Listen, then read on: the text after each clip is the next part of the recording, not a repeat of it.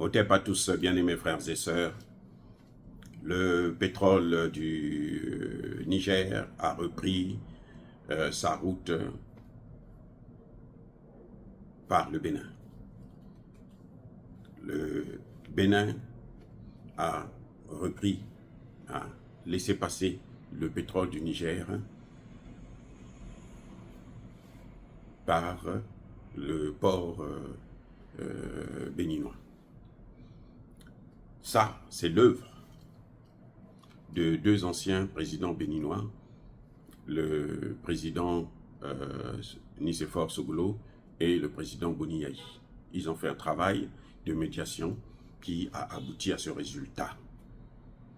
Il faut les saluer et je pense que ce sont eux qui ont poussé qui ont fermé la gueule de Patrice Talon. Parce que depuis un certain temps, il s'est tué. Vous voyez que le pétrole passe par le Bénin maintenant, mais il n'en parle pas.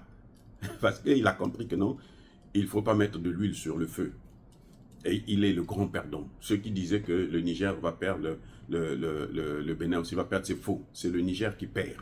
Et plutôt, c'est le Bénin qui perd. Le Niger ne perd rien. Ça va retarder un peu, mais il ne perd rien puisqu'il y a une autre voie qui est celle du Tchad qui avait commencé à être exploitée et qui, d'ailleurs, continue toujours à être exploitée.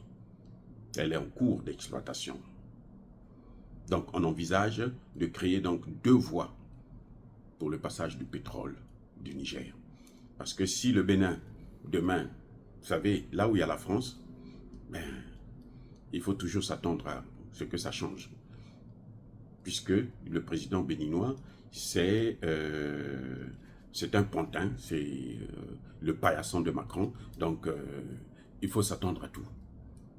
Et c'est pour ça que je trouve idéal et même objectif de exploiter la voie du Cameroun, du port camerounais, via le Tchad. C'est juste un pipeline de 600 km, donc c'est très facile. En quelques mois, on peut déjà le construire avec le développement de la technologie chinoise dans le domaine. Donc c'est quelque chose de très facile à faire. Bref, le Niger doit comprendre une chose.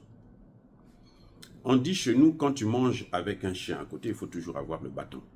Parce qu'à tout moment, il peut sauter sur ta nourriture.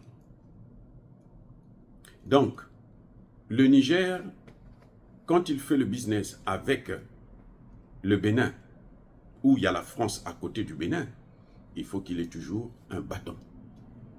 Et ce bâton pour le Niger, là, c'est le pipeline qui part du Niger vers le Tchad.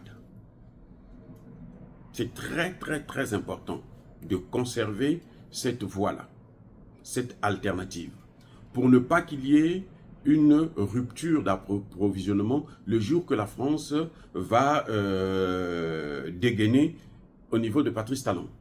Parce qu'il suffit que la France appuie sur le bouton là, qui s'appelle, son bouton c'est Patrice Talon. Si elle appuie sur la tête de Patrice Talon va fermer encore. Donc il faut déjà avoir une alternative qui est celle du Tchad. Donc je crois que c'est nettement mieux. Et apparemment ça devrait être même moins coûteux que celle du Bénin.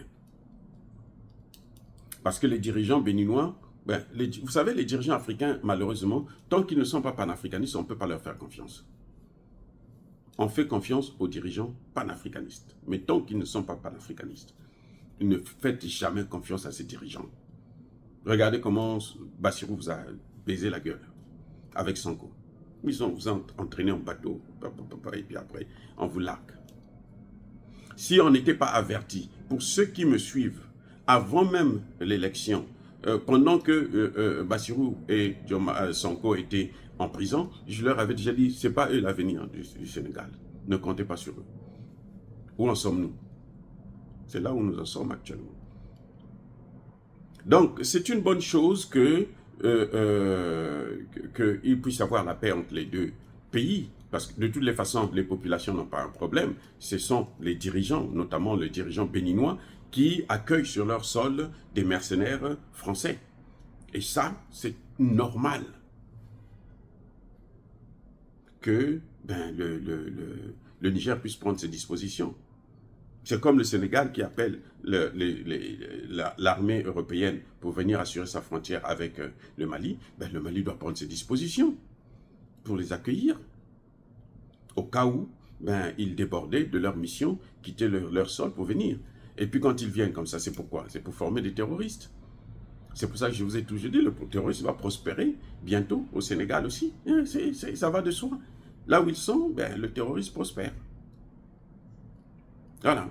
C'est vrai, c'est très bien, ça soulage les populations de part et d'autre, mais il faut que le Niger sache que tant que au Bénin, il y a un homme comme Patrice Talon ou quelqu'un d'autre que eux ils vont remplacer pour mettre là-bas qui fera exactement ce que Patrice Talon est en train de faire, eh ben, il n'y a pas de sécurité pour le Bénin. La sécurité pour le Bénin, c'est d'avoir un panafricaniste à sa frontière ou à ses frontières. Mais c'est déjà très bien qu'ils puissent pacifier et nous félicitons le travail de ces anciens présidents béninois qui ont vite compris que la situation économique du Bénin en dépendait. Et la France ne peut pas compenser ça parce que la France elle-même est en perte de vitesse. C'est le pays le plus endetté de l'Union européenne actuellement. Donc, il n'y a rien à faire. Elle n'a qu'à, si elle a de l'argent, elle n'a qu'à aider son propre pays pour régler et régulariser ses dettes. Dire cela, c'est inciter à la haine ou à la violence. Soyez bénis, soyez abondamment bénis par le Dieu de Kémite et par nos ancêtres angéliques ici. Mais que tous ceux qui persécutent le continent africain le pillent et le déstabilisent, qu'ils soient noirs, blancs, chinois, arabes, juifs, indiens ou qui qu'ils soient punis, maudits, foudroyés, neutralisés, écrasés, effacés par le Dieu de Kémite et par nos ancêtres angélisés.